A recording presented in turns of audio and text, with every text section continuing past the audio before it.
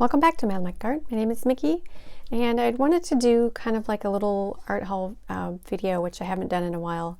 And I was going through my Daniel Smith selection, and come to find out I don't have a lot of browns or kind of earthy tone colors. I do have a Lunar Earth, which I've doubled up here with another pan, and I do have some of this burgundy yellow ochre, and it was getting really low, so I bought another to fill that up. And that kind of set me off on this whole, wait a minute, I don't have a lot of like earth colors. Well, this is my newest one, but so, and then I was intrigued by Shadow Violet because of its separation, how pretty it is. And then I went and tried to make my own and I'll show you some clips of that. But I want to get to swatching these and letting you know that one of these is enviro-friendly, and this is the brown iron oxide enviro-friendly.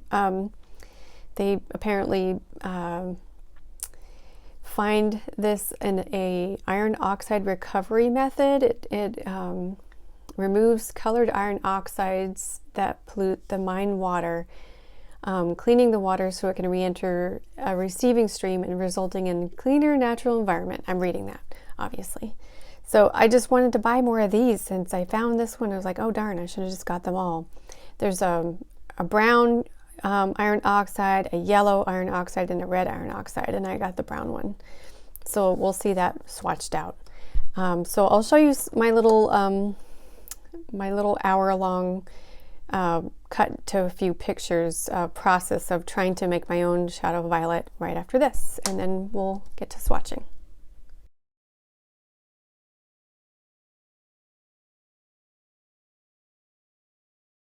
So let's go ahead and swatch out those Shadow Violets right away. So what you'll notice with these, with the blue and the Viridian Green and the PO73, which kind of I think is more like a scarlet red or a very orangey red. Kind of gives it this like purple undertone, which is absolutely gorgeous. Really cool for making moody or shadowy aspects in your watercolors. So let's see if I can make it really dark up top here. And you'll see some granulation in there because of the Viridian and the ultramarine blue, which is the PB29. So that's Daniel Smith's, and now that mine is dry, it might be a little bit different. I don't know. I'm just trying to think ahead of what might be different about the one that I created. Definitely a lot more blue on the blue side than the other one. But I noticed it does the same kind of separation a little bit. So it'll be interesting to see what those look like when they're dry. Very distinctive with the Daniel Smith. You can see the Viridian Green separating right through here. I'm not sure if it conveys well in this,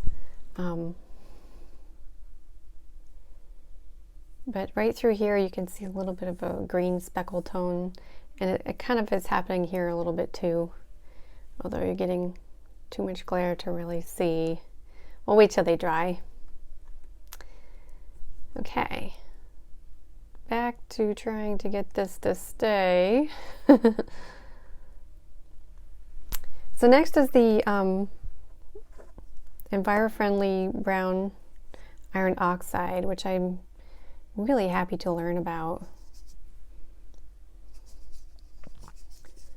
That it was actually mined and it's earth friendly, etc. It's really nice, beautiful brown.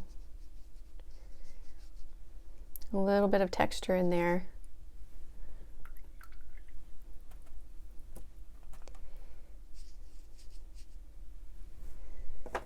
So there's that.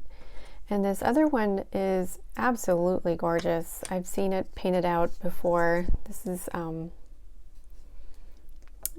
Raw Umber Violet.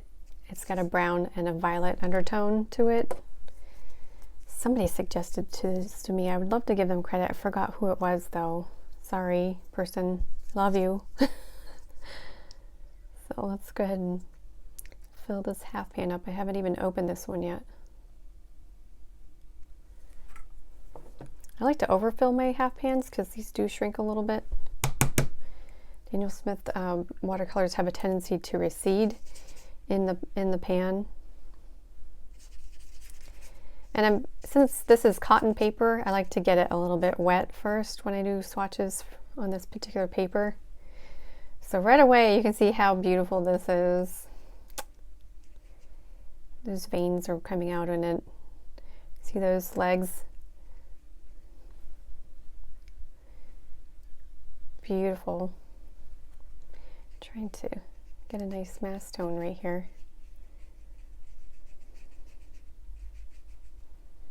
That's that violet that's running down the page there. And let's see what else. The burnt sienna. The burnt sienna is just a regular burnt sienna. You'll see them anywhere. Some burnt siennas are a PR 101 pigment, and this one is a PBR7. So PR 101 is really kind of like a red oxide kind of deep color. But I like to put this in a larger pan because I use this a lot. It's great for mixing skin tones, adding a little warmth to the face.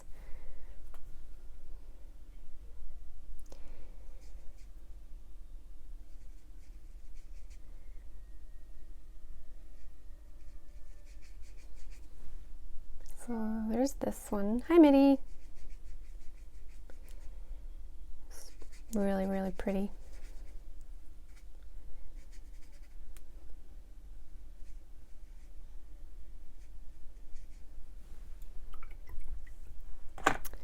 It's a beautiful burnt sienna. Very, very warm and golden, if I do say so. Okay. I have to put the cap on these. Don't want to mix caps. And I've left this burgundy yellow ochre for last because there's a little write-up on it on the Daniel Smith website. Excuse me. And I just want to show you there's other ochres that are very similar, although this gold brown isn't. This gold brown is by Winsor & Newton, and it's a limited they have limited stock of it, so it's been sort of discontinued. But this burgundy yellow ochre, you can notice it's just a little bit more on the cooler side than the warmer yellow ochres over here. Just a tiny bit cooler, which I kind of like. And I don't know why I'm getting a frog in my throat, but it's for some reason happening. Oh no! Well, we'll see what happens with that. Okay, cat hair. Cat hair, don't care. So here's a write-up, Daniel Smith, about this particular burgundy yellow ochre. Let's see. It is a natural ochre that was mined from a deep vein that runs near Loire River in West Burgundy. Since the mines were closed in 1970, we feel lucky to have found a supply of this unique pigment. So go run in and get some of this. It's really, really pretty. Slight granulation. It's just a really nice, cooler ochre. It's a PY43. So there you have my earth pigments. Let me zoom out. I get my little arm here to swing out.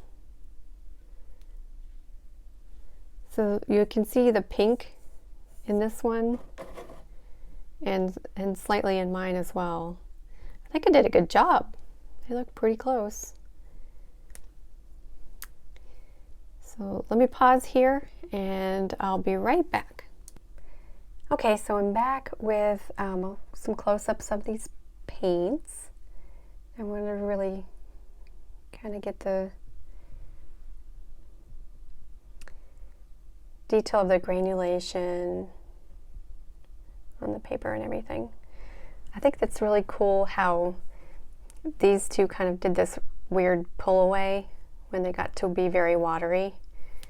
And there's some beautiful, very mild granulation in this raw umber violet, which kind of looks to me like a perylene violet or a perylene maroon. And this brown iron oxide, I could have gone a lot more heavy with this pigment. So I think the drying shift would be that it lightens up a little bit on cotton paper, but that's to be expected. Cotton paper really does soak up a lot of color.